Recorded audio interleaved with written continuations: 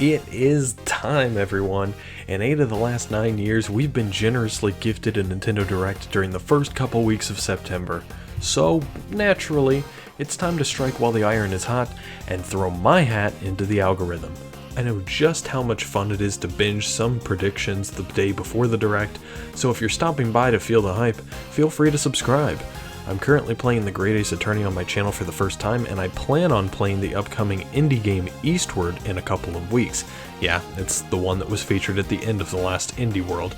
So if that sounds fun to you, feel free to stick around. I'm not very savvy with any of the rumors floating around at the moment, so if there's something I'm unaware of, feel free to let me know down in the comments. So to start things off, let me just get this one out of the way first. I do not think the final Smash Ultimate DLC character will be revealed here, nor do I think it will be shown at the Game Awards. Back in Super Smash Bros. 4's DLC lifecycle, Bayonetta and Corrin were revealed as the last two DLC characters in a special presentation all on their own, and honestly I think that's the best way to deal with it this time as well.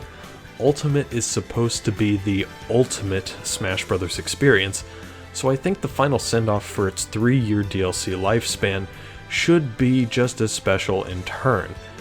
But there is a crossover character reveal that I do believe will be announced here, and that is Donkey Kong in Super Monkey Ball Banana Mania. It's honestly a no-brainer, even if it will be a Switch exclusive costume. And keeping on the same track, I think it's also possible we get the reveal of a new Donkey Kong game, whether it be 3D or 2D. It's been rumored for some time now that a Donkey Kong game could be what Retro Studios was working on before they were thrust into restarting the development of Metroid Prime 4, and while I think there's no real hard evidence, it has been a long time since Donkey Kong Tropical Freeze was released, so I think it's a nice choice for this Direct.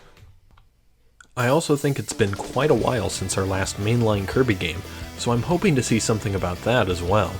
I have heard the hypotheticals that the next Kirby game will be a brand new Kirby 3D formula, but there's something about the idea that just feels so strange to me. I'm sure the folks over at HAL are way better visualizers and video game creators than I am, but I just can't even begin to imagine what a 3D Kirby would feel like, but hey, more power to them if they can pull it off. I'd buy that shit in a heartbeat. Alright, so we've been talking about unannounced games so far, but how about some new details on an upcoming game? How about a big new trailer or visit with the Squid Research Lab for Splatoon 3? I very much think that Splatoon 3 will release in the first half of 2022, so this Direct is the best time in my opinion to give us some story info. Even better if they decide to reveal who the new idols are, some new gameplay features or modes, and some new weapons, of course. I went ballistic when this game was announced in the March Direct, so if the devs have a 5+ minute collection of news they'd like to share, I will gladly drink that shit up. I also think that Metroid Dread will get a rather sizable spotlight here, even though on Twitter it feels to me like I've already played the game twice with how much info Nintendo has given out. It'll probably just be one final gameplay deep dive or overview, and then they'll move on. Shin Megami Tensei 5 will also likely get a bit of time, since it releases in early November and people are raving about how good the game looks on Switch. I hope we see a bit more about the characters and story aspect of the game, with possibly a few more interesting environments than the desert sands that encompass most of the footage I see right now. Project Triangle Strategy is a game that I believe could have a somewhat strong presence at this Direct, especially because Square plans to show off more of it at the Tokyo Game Show. I always get really anxious whenever I play tactics games like these, but I enjoyed Octopath so much that I feel obligated to give this one a go as well. Here's hoping that it shows up during the Direct. Mario Party Superstars is also a game that I honestly forget about half the time when thinking about games coming out this year, but each time I remember it, I get a little bit happier.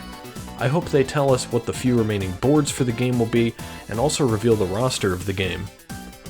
I'm assuming it will probably be just the same thing from Super Mario Party, but you never know. Maybe they'll remember Fawful exists or something and surprise us. I am also hoping for an online demo of the game so that I can try it out beforehand. Next up is, of course, Advance Wars. I absolutely love the Shantae series, so while I am not in the tactics strike zone for Advance Wars, I am rooting for this game to do well at the benefit of its developer, WayForward. As I'm writing this script, Nintendo just announced Big Brain Academy is coming out on December 3rd, which just happens to be the exact same release date as Advance Wars. I thought it was a very interesting move by Nintendo, releasing two games on the same date when they have nothing else coming out in December, but hey, I'm not in the marketing division, so I don't really know what the strategy is for that. I just hope that Advance Wars doesn't really get its sales numbers subtracted from because of this sort of out of nowhere announcement by Nintendo. After all, there are a lot of fans out there that are hoping for a fourth game, a new game, in the Advance Wars series, and the only way that that's gonna really happen is if this game sells well, so here's hoping that it does. The Pokemon games Brilliant Diamond and Shining Pearl alongside Legends Arceus are the only other major first-party games of note, but I think they'll probably only just get a mention considering we had a Pokemon Presents not 3 weeks ago give us a bunch of juicy info for those 3 games. After running through all those games that we already know a bunch about, we're nearing uncharted territory here, so let me just mention a couple of games that I do not think will appear during this Direct.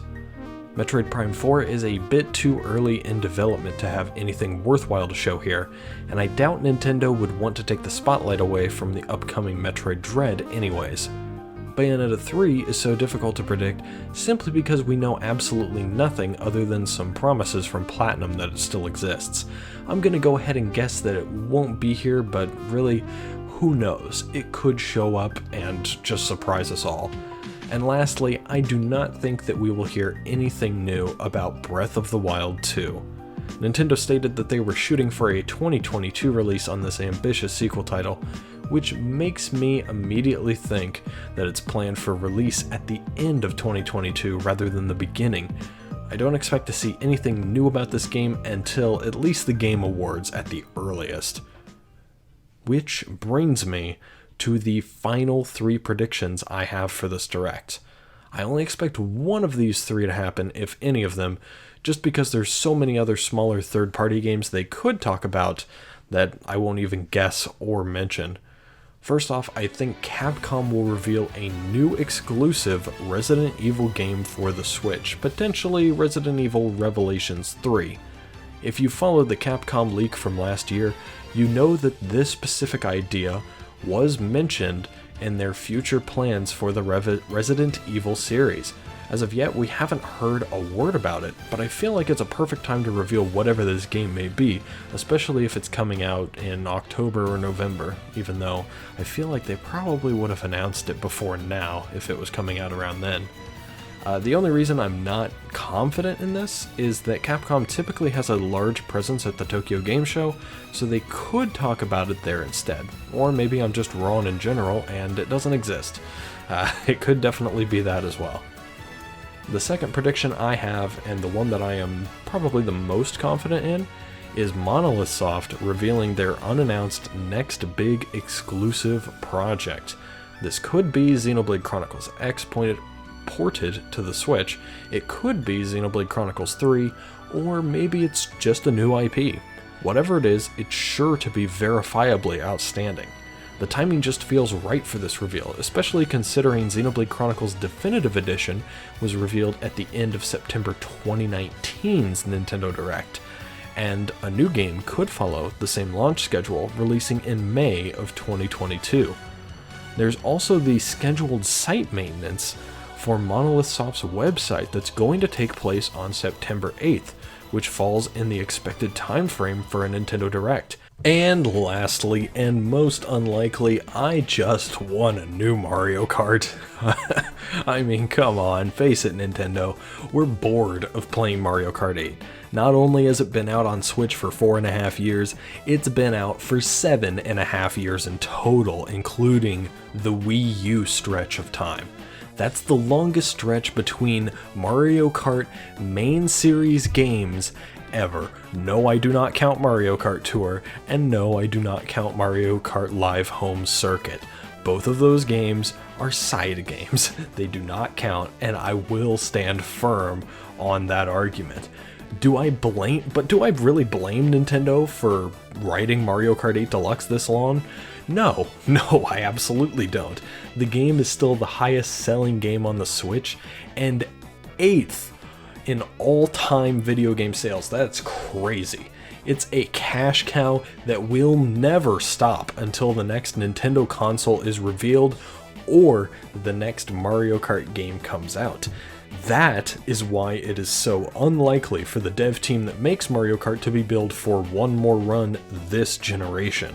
An ARMS 2, which is also produced by that dev team, is definitely more likely to show up. But that's not what I want. That's not what the people want, and you know what? That's not hype enough. So while I will refrain from giving my full pitch for the next Mario Kart, which that would take the video into about an hour-long territory, I think that the best way to send the crowd home hyped as hell for the September Nintendo Direct, and likely the last Nintendo Direct of 2021, would be to show off a new, shiny Mario Kart 9. So, what game do you think I missed, and why is it Super Mario Odyssey 2? Tell me in the comments. Feel free to even give your outlandish thoughts and hopes as well, because some of you are probably thinking of things I haven't even dreamed of, and those are always fun to read. Once again, I am playing the great Ace Attorney Chronicles on my channel, so while I don't think Ace Attorney 7 will be announced just yet, please join me on my journey through those two miraculous adventures. And if you like this video, please click subscribe and stick around for more. It helps me build the channel an inch closer towards monetization and a happier lifestyle. But as always, thanks a bunch for tuning in, and I will see you in the future. Bye now.